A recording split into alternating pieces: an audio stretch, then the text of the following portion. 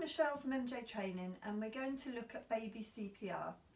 So this baby here is 0 to 1 years old. So when we look at babies, we're looking at that age range. And the problem we have with babies is that they do need a little bit of extra TLC. Generally, if they've stopped breathing, it's not to the heart that's the problem. It's usually an injury, illness. So as with our children's CPR, we will start with 5 breaths. Now, we still need to do our primary survey. So we need to check for danger, make sure it's safe. Still talk to baby because they respond to voice. We can also be talking to parents, asking them to let you have the baby to take a look. We can tickle feet, try and get a response because shoulders aren't very big for tapping. And if you don't get a response, make sure you get your ambulance on the way just in case. Okay? Now, with our baby, the airway is very delicate.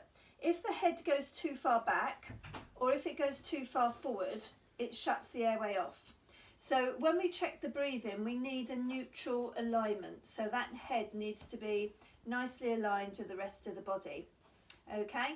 So we can just gently support the chin, lift it up slightly. I tend to put my fingers across the chest. Get your head right down. Listen, look and feel. Count out loud to 10 seconds because then people are less likely to interrupt you.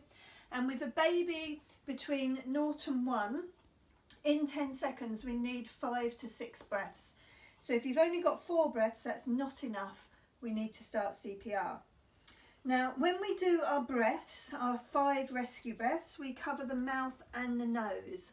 And we just want to do little hamster cheek breaths. We don't want to overinflate the chest.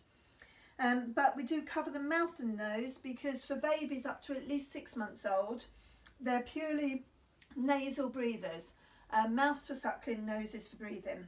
So just little puffs to inflate the chest. But the issue we have here is that airway again. When we do compressions, we're pushing 2 fingers in between the nipple line and we need to push down 1/3 of the depth of the chest. So it's generally about 4 centimetres. Now, if I do this and put any pressure on the head without supporting the shoulders here, see what happens. If I push down, I've shut the airway off. Because basically babies, they have big heads, no shoulders. So with our baby, before we can start the resuscitation, if you've got a t-shirt, muslin nappy, anything like that, can just go underneath the shoulders. So we're not raising the shoulders up, we're not raising the head, anything like that. We're not padding the back of the neck. We're just literally padding the gap at the back of the shoulders. Now if I do my chest compressions, you can hear the difference. Okay, so 2 fingers or 2 thumbs, and it's 30 compressions, 2 breaths. So 5 breaths, 30 compressions, 2 breaths, and we keep going till either where we physically cannot do it, someone else takes over, or there's a significant sign of life. Now again, ideally we want to protect ourselves and baby by using a face shield. So we can use a standard face shield, which we get in the vast majority of our first aid kits these days, or the little key rings, etc. And if you open that up, make sure it goes on the face the right way, so you can read the writing. And you can actually put it that way round on baby, so that you haven't got too much coming down the chest. And with this, to do our breaths, again, hold the plastic over the top, that neutral alignment and little puffs. There you go. Okay, you don't want to overinflate. Now you can use a face mask, but these are a little bit more tricky. And as with the child, when you push this through, whereas the adults, the pointy bit will go on the nose, children and baby, so we'll put the pointy bit on the chin. But it needs to come quite a way up, so you'd actually cover most of the mouth. But don't forget, we're generally breathing through the nose. We'd have to have a good grip there to actually make a good seal, because a lot of the air comes out round the eyes there. So a good grip on that. is that it's not the easiest, not getting a very good seal with that one at all.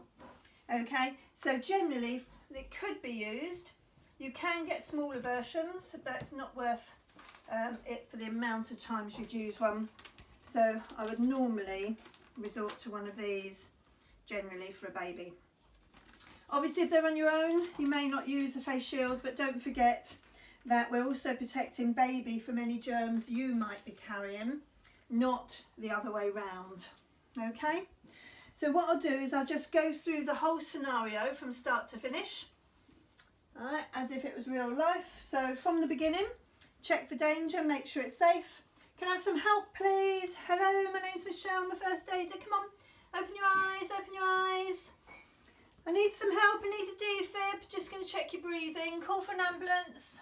1, 2, 3, 4, 5, 6, 7, 8, 9, 10. Not breathing. Make sure if no one's called the ambulance, you make that call. Pad the back of the shoulders there. Neutral position. Explain we've got babies not breathing, address, etc. And then we can start with our 5 breaths.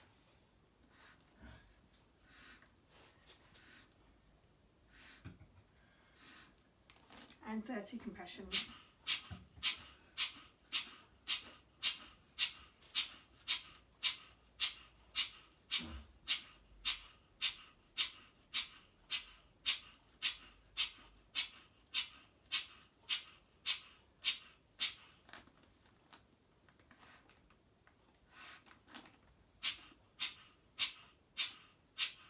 Okay, and that's our basic CPR for a baby under 1.